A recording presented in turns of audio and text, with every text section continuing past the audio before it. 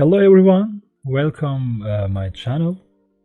Today I'm going to solve a SOC level 2 room, which is Logstash data processing unit. It seems a little bit complicated at the beginning, but it's not hard as seen as. Okay, so let's start with our SSH connection. Our target machine, actually our living machine for Logstash, is in this IP address, so we have to connect to this machine via SSH. I wrote username and IP address. Let's press enter and let's type yes. The password for this user is Elasticsearch. Now analyst THM. Yes, now we are in. To do necessary operations, we have to become root. So let's type sudo and same password analyst THM again, and now we are root, as you can see. Let's move on with task. Here we will start our Elasticsearch service. To do that, let's go to the home, tools, elastic, and then the package, the Elasticsearch deb packet. It will take some time. Actually, the operations here are really easy. You can do them by looking the instructions.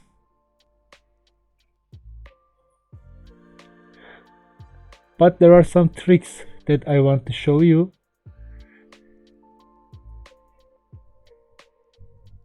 For these steps, there will be 3 steps. We will install and configure Elasticsearch, Logstash, and Kibana. And then we will work with Logstash. As you can see, this room actually is all about Logstash.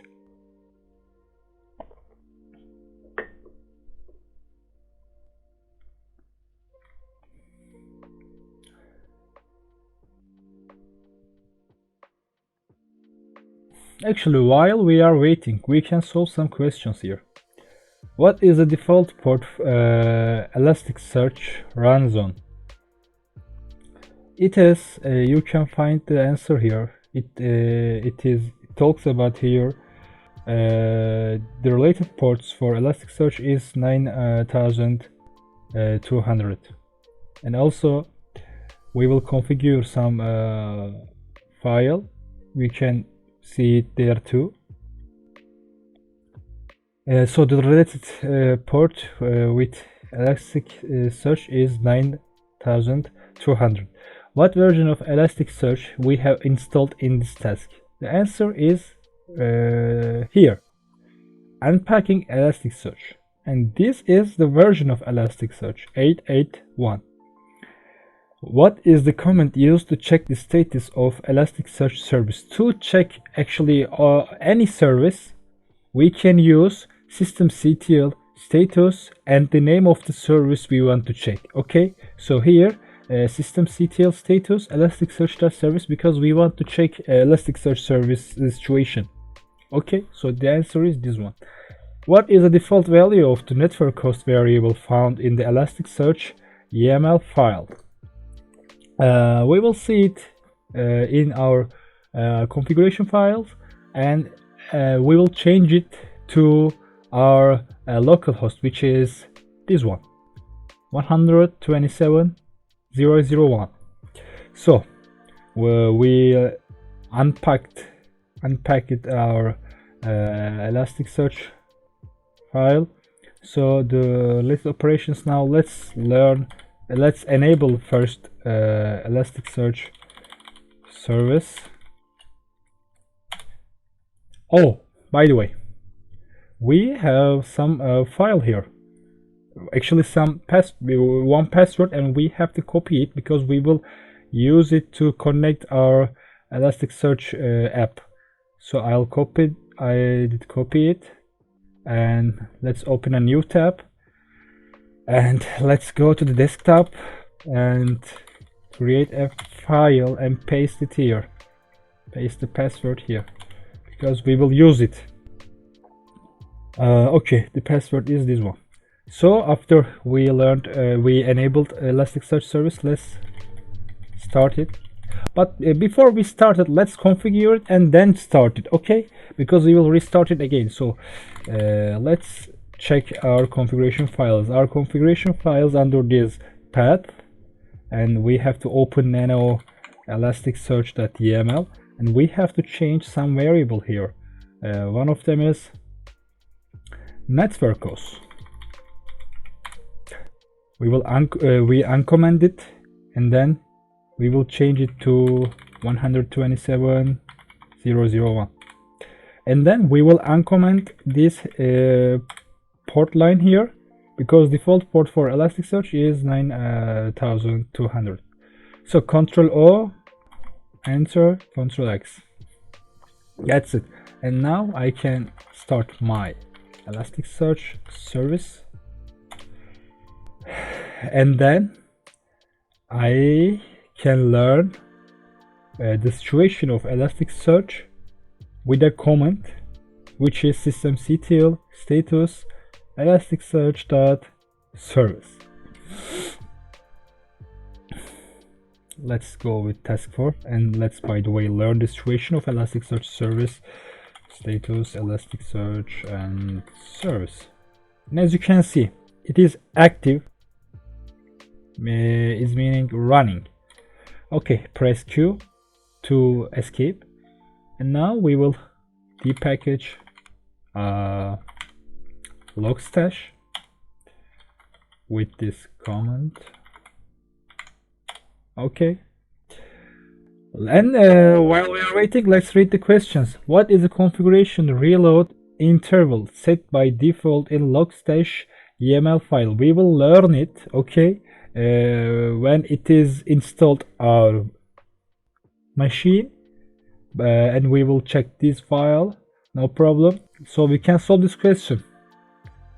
What is the Logstash version we just installed?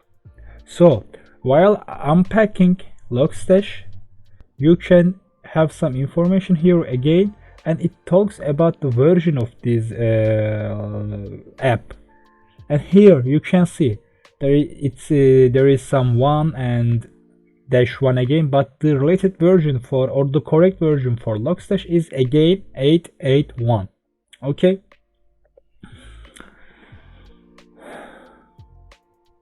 Great, but it will take some time. So let's, we can't do it because we have only one terminal. So we have to wait for a while. No problem. Let's wait.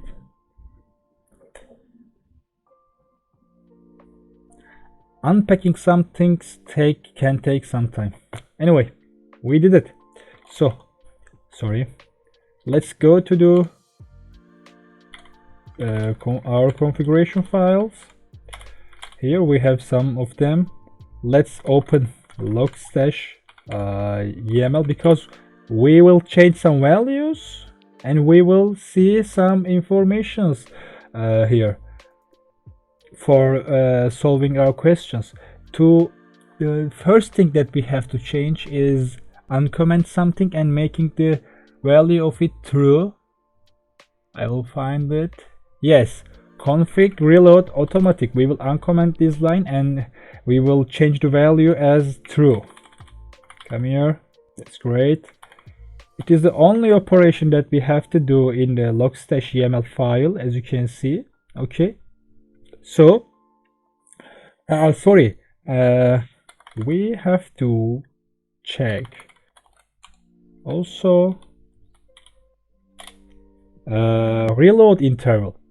I will find this line by pressing Ctrl W and search for interval, let's say, and here we have some of interval word, but the correct one is this line actually, and let's uncomment it. And config reload interval is 3 seconds. Okay, Ctrl O, enter, Ctrl X. So the answer for first question is 3S. Okay. So let's move on with Kibana. To do this, I have to go to the here again. This time it's for Kibana, and I have to depacket it. It's Kibana. Okay. And as you can see, unpacking Kibana, it is the version of Kibana. We did some mistake here because we didn't restart our Logstash app. As you can see, we just changed some values, we just uncommented some lines, but actually we have to start our Logstash service by typing this comment line. Before doing that, also we have to type this comment, daemon reload. We have to reload daemon. Anyway, I will do it, no problem.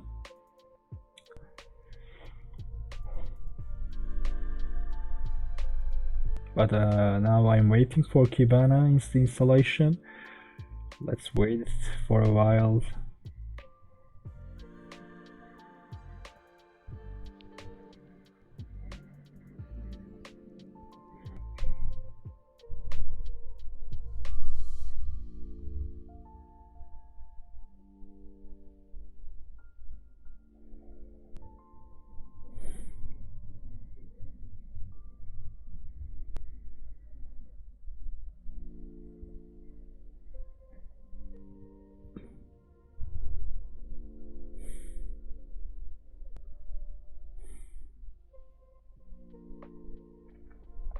Now it's ready, but let's learn let's learn status of Logstash service.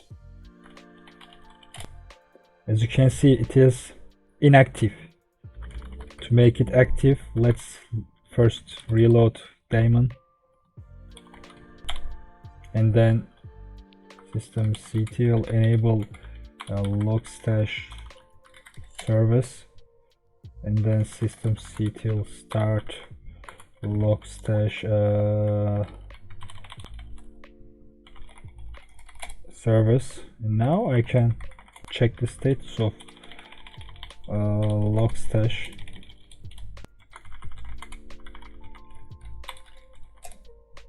Now it's running with our configurations that we did it before. Anyway, let's press Q and escape so I can move on with Kibana. Now here I have to reload daemon again. Actually I already done it, but let's do it again in case we can see a problem. And now I have to enable Kibana service, and then I can, no problem, I can start it. I can start Kibana service, but of course I have to make some configurations. Anyway, let's do it. Systemctl status Kibaba. There is nothing like Kibaba. It is Kibana. Now it's running, but like I said before, there will be some configuration operations, and to do that, let's go there. Sorry, let's go there. Let's clear ls. Let's open kibana.yml, and here, okay, I have to uncomment. Let's find from here server.port. Okay, it's great. Let's uncomment it. And the another thing is server.host, and it is also here, but I have to change it 000. Okay, I think that was all for configurations, and now I can restart my Kibana service. And I can learn the status of Kibana by type with this comment. Okay, it's great. So here I can go to the this address to check the app is running, whether is running or not. So let's go there. Oh, sorry, 69, 96, 56, and was it all? No, we have a port to do that. Okay, it's great. As you can see, configure Elastic to get started. Here enrollment token, it asks us for an enrollment token. To get this token, we have to come back to our SSH connection and type this comment create an enrollment, okay, as Kibana, and now it will give us a token. And with this token we can go to the next step. Let's copy it and paste it here. And now we need a verification code. You can get this verification code with this comment, but I choosing this way. If you check the status of Kibana service, you will see a code here, and it is your verification code. Your verification code is this one. Okay, also you can use this comment, but it's another way to get this comment. Okay, because we are checking the status of service here, and at the beginning I thought that okay, the verification key might be here, because I didn't see this line, guys, and tried to find this answer, find this code from somewhere else, and I tried to think logically, and then I thought it might be here, and when I type status, or when I try to learn status of Kibana, I got my verification code. Anyway, let's copy it and paste it here. So let's paste it from here and verify. And then, of course, you will need this password, which we get at the beginning. Let's copy it. Actually, no need to nano. Let's read it. It is our password for Elastic. The username is Elastic and the password is this one. Let's paste it here, and now you are in the correct place. From now we don't have any operation with this web app. Okay, all the answer are in the texts. Anyway, let's try to solve these questions. What is the default port Kibana run zone?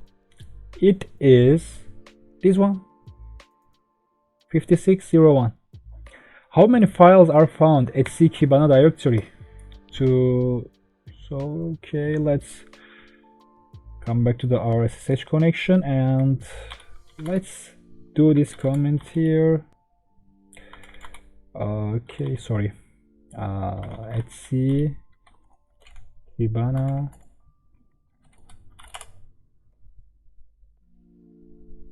okay, right count, it's not working here, so let's just use this one. And now, as you can see, we have 3 files. Use the command. Okay, let's stop our Kibana service because we won't use it here, and it might slow down our virtual machine. Anyway, which plugin? Now we are in task 6, right? Which plugin is used to perform mutation of event files? It is mutate, and it is here performs various mutations on event files, such as renaming, removing, converting data types, and more. sorry my voice has gone. Oh, it's interesting. Anyway, come back. Now it's come back, I think. Yes. Which plugin can be used to drop events based on certain conditions? The plugin is drop, and when you come here you can see drop events that match specific conditions, useful for filtering out unwanted events based on certain criteria. And which plugins parses unstructured log data using custom patterns? It's Grok. Let's read it. Parses unstructured log data using custom patterns and extracts structured files from it. That's great. Now task 7. Is index a mandatory option in Elasticsearch plugin? Of course it's not. Where is it? Let's read the question here. Is index a mandatory option in Elasticsearch, and try to find the index here. And as you can see here, the configuration shows that no files. You can of course check this question with this documentation. Here we have TCP plugin documentation, or generally we have Elasticsearch documentation, and the answers for these questions actually are these websites, Elasticsearch documentation websites. Look at the file input plugin documentation. Which file is required in the configuration? So let's open this, okay, and look at the file input. Where is file? It has to be here, yes. And then come here. The required setting is path, okay. Here it says this, and I think it's the only required setting. Look at the filter documentation for CSV. What is the third file option mentioned? Where is CSV?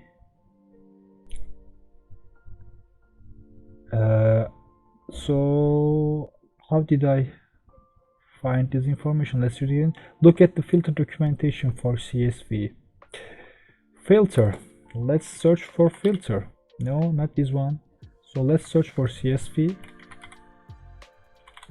So it's not here. It's interesting. It has to be here. But okay. Out plugins. So I will try something else.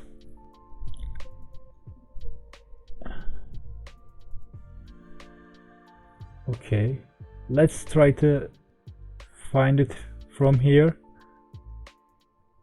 Yes, it was in output plugins. Okay, so when you come here, where is it? It's here, and then find CSV, and then the third option, right? Sorry, for filtering. What does it say? Look at the filter documentation for CSV. What is the third option for filter? Let's find the filter here. Okay, but was it here? Or should I? It was column, I found it, but now I forgot the correct place for this information. So look at the filter documentation.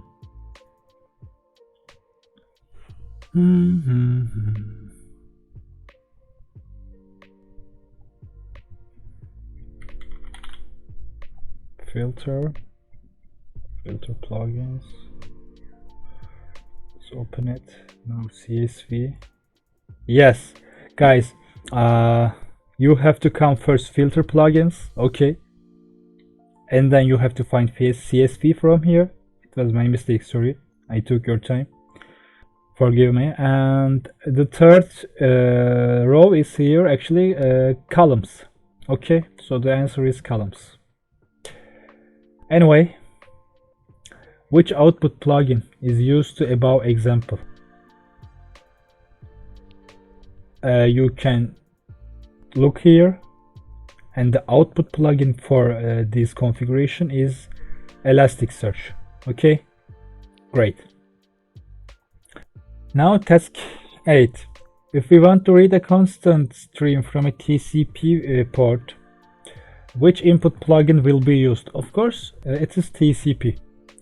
As you can see, we have some input plugins here. It's all about input plugins, beats, TCP, UDP. If you want to read a constant stream from UDP, you have to use this this input plugin, which is UDP. If it is HTTP, you have to use HTTP plugin, and if it is for TCP, of course, you have to use the TCP input plugin. According to the Logstash documentation, the codec plugins are used to change the data representation. Which codec plugin is used for the CSV based data representation? It's actually simple. It depends on data type, and here the data type is the actually extension type is CSV. Okay, so the answer for this one is also CSV. Also, you can find this answer from Logstash documentation, but it's enough, I think. So task 9, which filter plugin is used to remove empty files from the events? It is prawn. Where is prawn? Okay, where is prawn? Yes, it's here. Removing empty files using the prawn filter. The answer is this one. Which filter plugin is used to rename, replace, and modify event files? It is mutate. We have also seen it before, and the plugin is here, mutate. Add plugin name to rename the file source IP to source IP, and to fix the third line. Fix it third line. 1, 2, 3. We will fix it. And if you want to rename something, of course, you can use rename filter plugin, which is under the mutate, rename, and then we will use, of course, rename keyword here. Okay, and that's all, I think. Yes, and after use rename the old file and the new name. Okay, so the format is like that. And here, task 10. Can we use multiple output plugins at the same time in order to send data to multiple destinations? Of course. If we cannot, it will be a big problem. This app, we wouldn't choose this app to make our operations anyway. Which Logstash output plugin is used to print events to the console? It is CTD out. If you know some programming languages like C, you can see it there too. Okay, in C languages we also use CTD out. Anyway, update the following configuration to send the event to the syslog server. The format is like that. You will type syslog. Actually, where is it? Yes, you will type syslog and then host and then port, and the answer is like that for this question: syslog, host, and port. Let's go to task 11. Which command is used to run the Logstash configuration from the command line? It is here. Did you see? Logstash-f logstash.configuration. And here, what will be the input filter and output plugins in the below mentioned configuration if you want to get the comma separated values from the command line and apply the filter and output back to the terminal to test the result? The answer format will be like that: input plugin, filter plugin, output plugin. To get input, of course, set in, and the data format. it is CSV here, and then output plugin, it is CTD out, and that's all. Guys, I hope I could help you. Thanks for your time. If you want to support me, if you want me be better, you can subscribe my channel. I wish all of you nice days, and take care of yourselves. See you in the next solutions. Goodbye.